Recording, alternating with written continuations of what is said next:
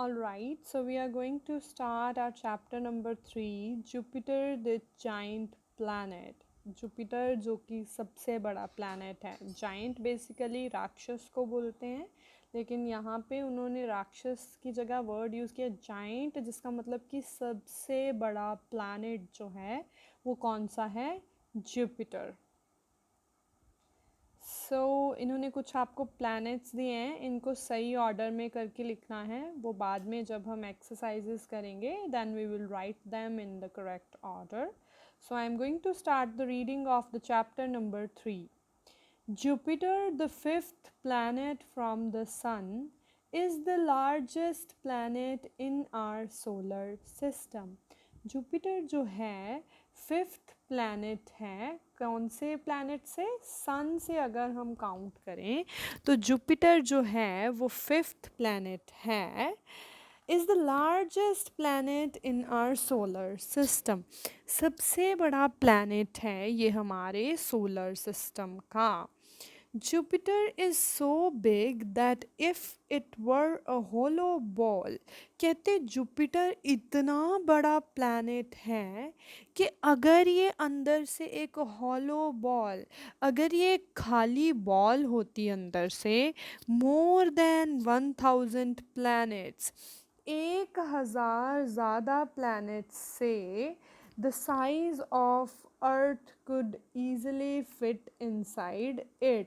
कहते कितने प्लैनेट्स इसके अंदर फिक्स हो सकते थे? 1000 प्लैनेट्स से भी ज़्यादा प्लैनेट्स अर्थ के साइज़ के इसके अंदर फिट हो जाते अगर ये अंदर से हॉलो बॉल होती तो. Jupiter is about 400 million miles away from the sun. Jupiter जो planet है वो कितनी दूर है? 400 million miles away from the sun.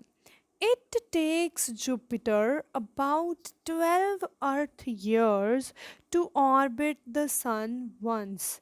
कहते जुपिटर को कितने साल लगेंगे सन का एक बार चक्कर काटने के लिए? ऑर्बिट इज़ आस पास घूमना. तो जुपिटर को कितने ईयर्स लगेंगे? 12 अर्थ ईयर्स, मतलब अर्थ के ऊपर जिसको हम 12 साल काउंट करेंगे, 12 ईयर्स काउंट करेंगे, उतना टाइम लगेगा जुपिटर को सन के आसपास घूमने के लिए. The giant planet is a ball of gases and liquids.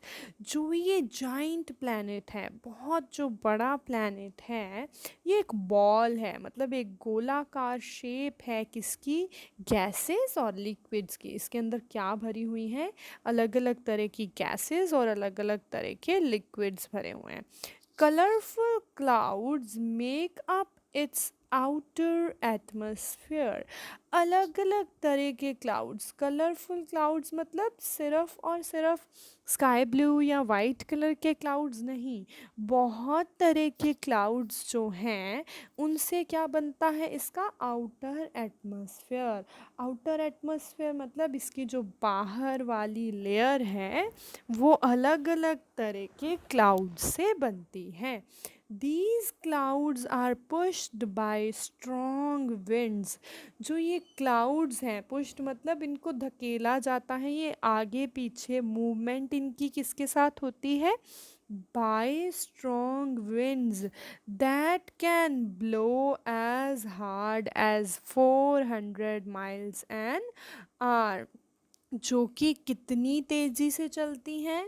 400 miles an hour, 400 miles प्रति घंटा की रफ्तार से वो चलती हैं. जो विंड्स हैं, जो आंधियाँ हैं, that's much more forceful than the worst hurricanes on the earth. जो ये winds हैं वो बहुत forceful, मतलब उनमें इतना ज़ोर होता है जो कि किन से वर्स्ट मतलब बुरा होता है. hurricanes on the earth, hurricanes जो यहाँ पे तूफ़ान आते हैं, टॉर्नेडोज़ जो गोल गोल आंधी घूमती है इतनी तेज़ी से कि उसके साथ घर उड़ जाते हैं. समुद्र में इतना तूफ़ान आ जाता है, ओशंस में. अभी थोड़ी देर पहले केरला में भी इतना तूफ़ान आया था. तो कहते उससे भी ज़्यादा बुरे होते हैं वो तूफान जो जुपिटर पे आते हैं। Jupiter has 79 moons. जुपिटर के कितने मून्स हैं? 79 मून्स हैं। तो scientists are still evaluating recent discoveries and the number of might change। कहते जुपिटर पे कितने मून्स हैं? वैसे तो 79 मून्स हैं, लेकिन जो साइंटिस्ट्स हैं वो अभी भी डिस्कवरी कर रहे हैं, अभी भी इवैल्यूएट कर रहे हैं रीसेंट डिस्कवरीज, अभी भी काउंटिंग जो है चलती रहती है। And the number might change, और जो नंबर है वो चेंज हो सकता है। The four largest moons are named। जो जुपिटर के सबसे बड़े, लार्जेस्ट मतलब सबसे बड़े 4 जो मून हैं उनका नाम क्या क्या है? Io, Europa, Ganymede and Callisto. क्या नाम है? Io, Europa, Ganymede and Callisto. Io has active volcanoes. जो लो मून है उसके ऊपर क्या है? एक्टिव वॉल्केनोज हैं। वॉल्केनोज मतलब ज्वालामुखी, जिनके अंदर लावा बनता रहता है, जिनके अंदर से धुआं निकलता रहता है, या फिर वो कई बार फट भी जाते हैं। तो लो जो मून है उसके ऊपर क्या है? एक्टिव वॉल्केनोज हैं। In fact, it has even more volcanic activity than the Earth। कहते इसके ऊपर अर्थ से भी ज़्यादा वॉल्केनिक एक्टिविटीज़ होती रहती हैं। Europa is covered with ice. जो यूरोपा मून है उसके ऊपर बर्फ़ ही बर्फ़ है। देखो, एक मून के ऊपर गरम वॉल्केनोज हैं जिनके अंदर लावा बनता है, जो कि पता नहीं कितना ज़्यादा गर्म होता होगा, और एक मून के ऊपर आइस ही आइस है। Many scientists believe that this layer of frozen water is more than 60 miles thick in some places। बहुत सारे साइंटिस्ट्स जो हैं वो ये समझते हैं कि जो ये लेयर है जमे हुए पानी की, फ्रोज़न मतलब जमा हुआ, कितनी थिक है? थिक मतलब मोटी है, 60 माइल्स तक मोटी है। Callisto has more craters than any other moon in our solar system। Callisto जो मून है उसके ऊपर क्या है? क्रेटर्स। क्रेटर्स क्या होते हैं? अब जो प्लैनेट्स होते हैं उनका कोई ना कोई छोटा छोटा पार्ट जो है वो टूटता रहता है, जिसको हम एस्ट्रॉइड्स बोलते हैं, उल्का पिंड बोलते हैं। तो जब वो किसी सरफेस से टकराते हैं वहाँ बहुत बड़ा क्या हो जाता है? गड्ढा हो जाता है। तो जो कैलिस्टो है वहाँ पे कहते कितने सारे क्रेटर्स हैं जो कि हमारे सोलर सिस्टम पे किसी भी मून से सबसे ज़्यादा हैं। मतलब जितने भी हमारे सोलर सिस्टम में मून हैं, जैसे हमें अर्थ से सिर्फ एक मून दिखता है, अगर हम जुपिटर पे रहते होते तो हमें कितने मून्स दिखते? 79। तो सभी मून्स में से, बाकी प्लैनेट्स पे भी पता नहीं कितने मून होंगे, तो सभी मून्स में से सबसे ज़्यादा जो मून हैं वो कौन से प्लैनेट पे हैं? जुपिटर पे। और जुपिटर के कौन से मून पे हैं? कैलिस्टो पे। ये याद रखना है। जैनीमेड इज़ जुपिटर्स लार्जेस्ट सन। जो जैनीमेड है वो जुपिटर का सबसे बड़ा मून है। It is even bigger than the planet mercury. और ये जो मरकरी प्लैनेट है हमारे सोलर सिस्टम का, उससे भी ज़्यादा बड़ा है। Much that we know about Jupiter has come from unmanned space प्रॉब्स। कहते आज तक हमें जितनी भी चीज़ें जुपिटर के बारे में पता चली हैं वो कहाँ से पता चली हैं? अनमैन्ड स्पेस प्रॉब से। अनमैन्ड का मतलब जिसके अंदर कोई भी इंसान नहीं होता है। स्पेस मतलब जो सैटेलाइट्स हम भेजते हैं, प्रॉब्स मतलब इंस्ट्रूमेंट्स। इंस्ट्रूमेंट्स कौन से यूज़ होते हैं स्पेस की नॉलेज लेने के लिए? सैटेलाइट्स अलग अलग तरह के यूज़ होते हैं। तो कहते हैं आज तक जितने भी साइंटिस्ट्स भेजे, सैटेलाइट्स भेजे गए हैं जुपिटर के ऊपर, उनमें कोई भी इंसान नहीं जाता था। तो अगर उनके अंदर कोई भी इंसान नहीं जाता था तो इसका मतलब ये है कि उसके अंदर क्या होते थे? रोबोट्स होते थे। In 1973, Pioneer 10 flew within 81,000 miles of Jupiter's cloud tops. कहते हैं सबसे पहले 1973 में पॉइनियर 10 नाम का जो सैटेलाइट था वो उड़ा। कितने माइल्स के अंदर? 81,000 miles of Jupiter's cloud tops. Jupiter के बादलों से 81,000 माइल्स तक ऊपर वो उड़ा। It sent more than 500 photographs back to earth. उसने ऊपर से कितनी फोटोग्राफ्स क्लिक की जुपिटर की? 500 से भी ज़्यादा। वॉयगर 1 फ्लू बाय जुपिटर इन 1979। फिर एक सैटेलाइट उड़ा जुपिटर के लिए 1979 में, उसका नाम क्या था? वॉयगर 1। And the spacecraft Galileo began to orbit Jupiter in late 1995। और जो गैलीलियो स्पेसक्राफ्ट था वो कब उड़ा जुपिटर में? 1995 में, sending back beautiful and detailed images of the planet। उसने वापस क्या भेजी? बड़ी ही सुंदर और डिटेल्ड, मतलब प्रॉपर उसमें डिटेल्स दिख रही थी प्लैनेट की, एक एक हमें जो उसकी बारीकी से सारी चीज़ें प्लैनेट की, जुपिटर की हम देख पा रहे थे। Until it finished its orbit in 2003।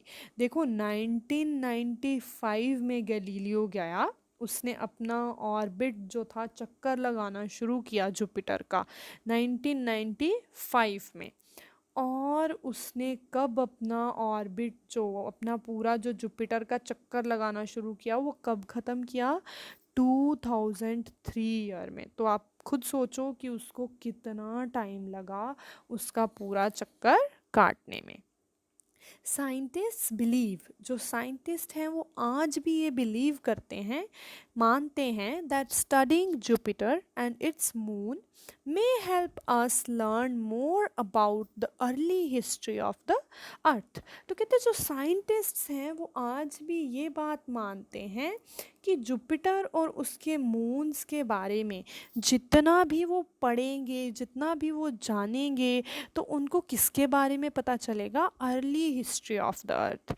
History की, सॉरी, जो अर्थ की हिस्ट्री है, अर्थ पे पहले कैसी थी अर्थ, जब इंसानों के आने से पहले, एनिमल्स के आने से पहले अर्थ पे क्या होता था, कितना पानी था, कौन कौन सी गैसेस थी, सारी की सारी डिस्क्रिप्शन जानने में बहुत हेल्प मिलेगी अगर वो जुपिटर और उसके मून्स के बारे में और ज़्यादा जानेंगे, स्टडी करेंगे उसके ऊपर और ज़्यादा। The more we understand other planets in our solar system. कहते हैं हम जितना ज़्यादा दूसरे प्लैनेट्स के बारे में जानेंगे, जितने भी सोलर सिस्टम में हमारे प्लैनेट्स हैं, जितना हम उन्हें समझेंगे, the better we will understand and appreciate our own planet. उतना ही ज़्यादा हम अपने प्लैनेट को समझेंगे भी और अप्रिशिएट भी करेंगे। मतलब अपने प्लैनेट की हमें कीमत पता चलेगी कि हमारा प्लैनेट जो है वो कितना वर्थ इट है रहने के लिए। लाइक अगर आप लोग जुपिटर पे रहते, वैसे तो रह ही नहीं पाते, वहाँ पे 79 मून्स हैं, किसी मून के ऊपर वॉल्केनो है जो कभी भी फट सकता है, किसी मून के ऊपर 60 माइल्स तक की बर्फ़ जमी हुई है, इतनी अलग अलग तरह की गैसेस हैं, जहरीली भी हो सकती हैं, और उसके ऊपर इतनी तेज़ आंधियाँ चलती हैं। तो हमारा प्लैनेट जो है वो हमारे लिए बेस्ट है। क्यों? क्योंकि यहाँ पे सब कुछ इक्वल प्रोपोर्शन में हमें मिलता है। यहाँ पे वोल्केनोज तो हैं पर वो बहुत दूर हैं या उनका नुकसान बहुत कम होता है। यहाँ पे कोई भी जगह ऐसी नहीं है जहाँ पे इतनी ज़्यादा बर्फ़ है कि इंसान वहाँ पे रह ही नहीं सकता है। यहाँ पे आंधियाँ आती हैं लेकिन इतनी भी तेज़ नहीं आती हैं कि सब कुछ ख़त्म ही कर जाएं। तो that's why we should always appreciate our planet, और हमें अपने प्लैनेट की हर चीज़ को सेफली यूज़ करना चाहिए, संभाल के रखना चाहिए हर एक चीज़ को। न्यू वर्ड्स की मैं ट्रांसलेशन बता देती हूँ आपको। हॉलो का मतलब होता है जो चीज़ अंदर से खाली होती है। ऑर्बिट मैंने बताया कि किसी भी चीज़ का पूरा चक्कर लगाने में जो हमें टाइम लगता है या वो जितना भी एरिया होता है, that is known as orbit. Hurricanes होते हैं तूफ़ान, बहुत तेज़ जो तूफ़ान आते हैं, that are known as hurricanes. Evaluating मतलब किसी चीज़ की वैल्यू अभी फाइंड करते हैं, जब हम उसे बोलते हैं इवैल्यूएट करना। जब हमें किसी चीज़ का श्योरली पता नहीं होता है कि वो कितना है, जैसे अभी भी जो साइंटिस्ट्स हैं वो इवैल्यूएट कर रहे हैं कि जुपिटर के मून्स 79 हैं या उससे कम हैं या उससे ज़्यादा हैं। अनमैन्ड का मीनिंग मैंने बताया कि अनमैन्ड मतलब जिसमें कोई भी आदमी नहीं होता है। एप्रिशिएट का मीनिंग मतलब तारीफ़ करना या किसी चीज़ की ज़रूरत या उसकी इम्पोर्टेंस को समझना is known as appreciate. The chapter is written by Anuran Chatterjee. So this was your chapter number 3rd, which is called as Jupiter the Giant Planet.